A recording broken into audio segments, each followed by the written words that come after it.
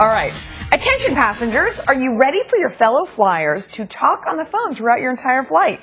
The FCC may allow travelers to make calls on planes. Has a lot of people divided over whether or not this is a good idea. Of course, could mean big bucks for the airlines. One congressman just wants to call the whole thing off. And here now is the chairman of the House Transportation and Infrastructure Committee, Congressman Bill Shuster. Welcome to the show, Congressman. Why are you against this?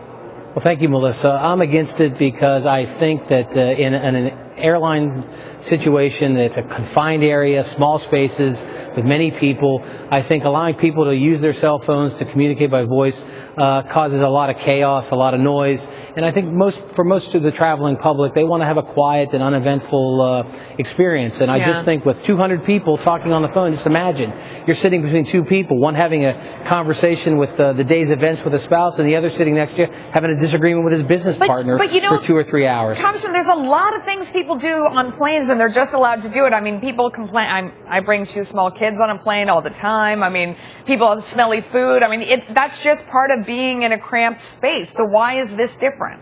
Well, because I think we're able to communicate now. We're allowing folks to use texting and emailing online when they're on the planes. I just don't think we need to go to that level of communication because some things we have to take kids somewhere, and people are bringing food on the planes. But I just don't think we need to do that. I think it'll be a huge negative blow to social discourse because you've probably been on planes before, as have I, where people are talking incessantly the whole time and you can't stop them from doing it, but they're communicating one-to-one. Where you allow it to open up to let them talk to their family, their businesses, their whoever. And I think you're going to have many people doing that. Would be very annoying, I think, to most people. We had it for a long time. I mean, until I think it was 2006, we had those airphones in the back of the seat pockets if you wanted to use them.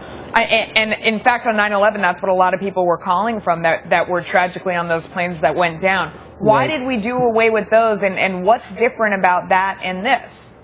Well, the airlines did do away with them. One, they were very expensive, and two, they decided, I think part of the equation was that the consumer didn't like it to be on the plane, to have people to be talking the whole flight. And again, those folks also on Flight 93, which tragically went down in my district, they used cell phones because they were at a low enough level they could use them. I just think it's just one more thing that's going to make the experience on a plane is unpleasant. Because you have 200 people and 150 or 50 of them are on the phone, again, maybe having pleasant conversations or maybe arguments. Congressman. I mean, it is, I don't know if you've flown lately, but it is kind of miserable no matter what. I mean, I agree with you. I think it would be very frustrating, but it kind of feels like at this point that, the horse is out of the barn. There are different ways you can control it. I mean, what about making it really expensive? And that was the deal with the phones in the back of the seat.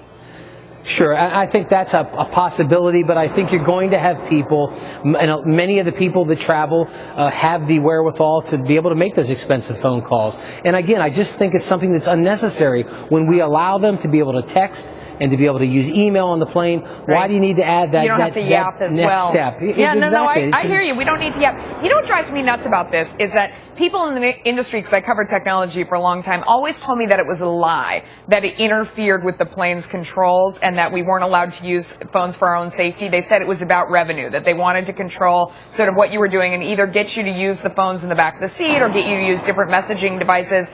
Now that they're saying we can do it, it does make me feel like it was a lie all that time, that it interfered with your own safety.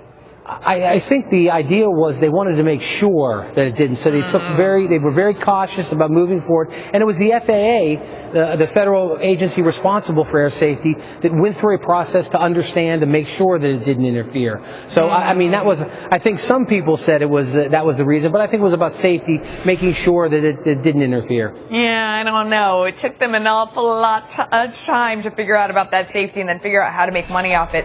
Congressman, thank you for coming on. This is an interesting one to watch. Thank you. Well, thank you very much, Melissa. Up next, meet the machine.